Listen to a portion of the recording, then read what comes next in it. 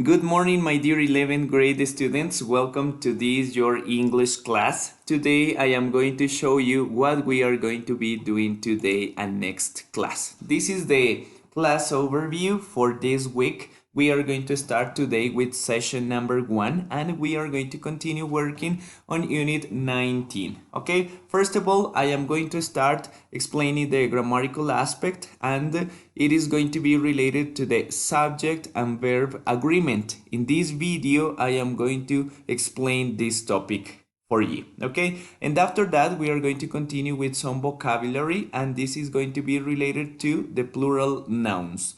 And after that, we are going to finish this session working on the pet practice, and we are going to be practicing the writing skills. Okay, so this is the time for you to explore the pet format. Okay, and as a homework, you are going to have some grammar practice, and you are going to use your Prepare 7 Students book, and you are going to be on page 166. Okay, this is going to be for today. That way we have finished these activities. Okay, and for next class we are going to continue with session number 2, and we are going to start working on unit 20. First of all, we are going to start with some vocabulary exercises, and we are going to combine this exercise with the listening skill, and you are going to learn some idioms in context. Once we have done this, we are going to continue working in our workbook, and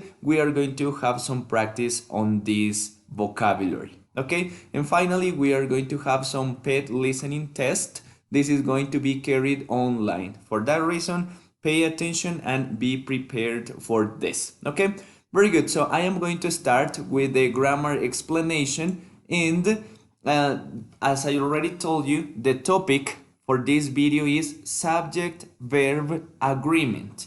This has some troubles sometimes for the students, but in this video I am going to show you that it is not as complicated as it seems. Okay, very good. So let's start. I am going to explain you the different uses that it has. Okay, so you need to pay attention to the different aspects. The first one that you need to pay attention is that the singular nouns which end in s, okay, so this is a very important thing.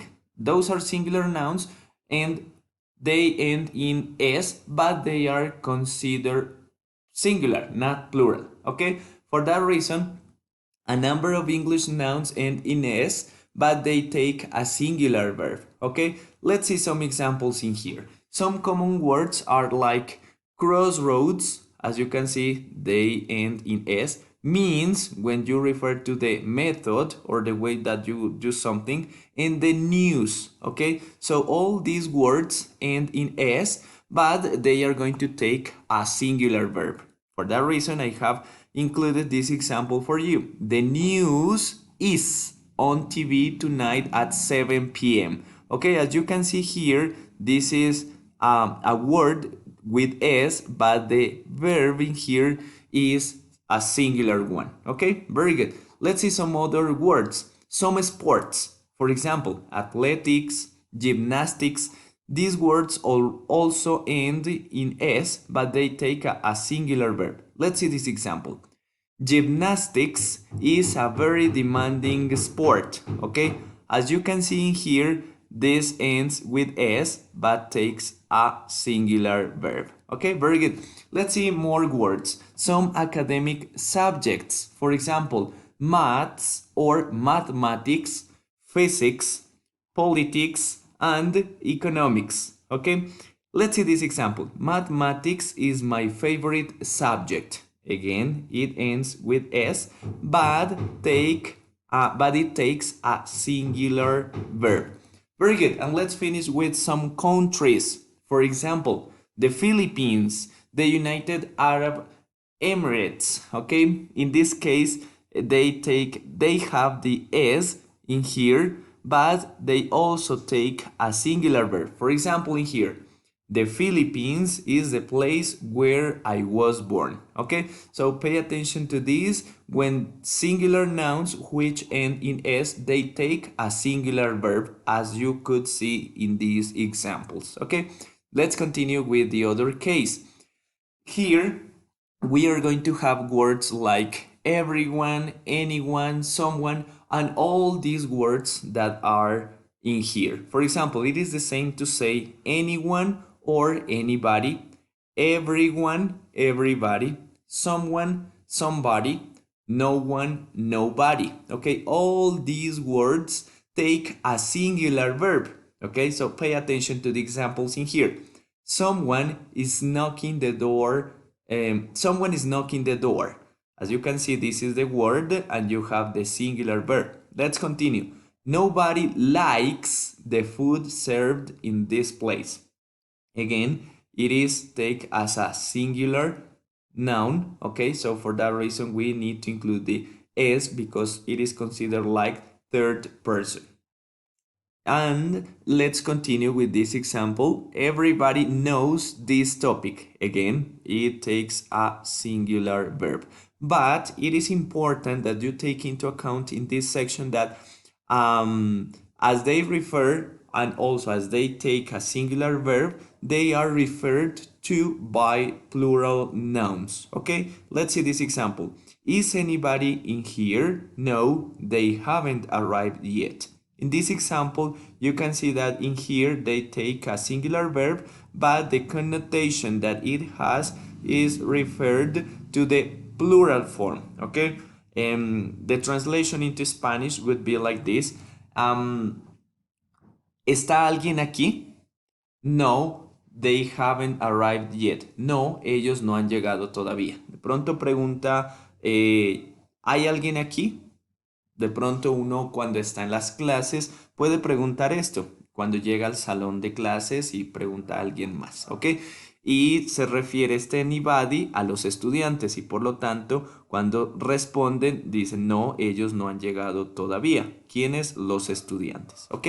Very good, so let's continue with the other example. Someone has eaten my cakes. Alguien se ha comido mis galletas. Tell them to buy theirs. Diles a ellos que compren las suyas. Okay? Very good. So it refers to a plural noun. This them is referring to a plural noun. Okay? This is the second case. Let's continue with the third one. Pay attention to this. All these words are the same. Okay? Very good. So let's continue with this one. Okay, in this section we are going to talk about words like both of, plenty of, all of. Okay, so most of expressions or most expressions with of are followed by plural nouns. Pay attention here. All of my friends, as you can see here, the expression all of, and this is the plural noun. My friends play computer games.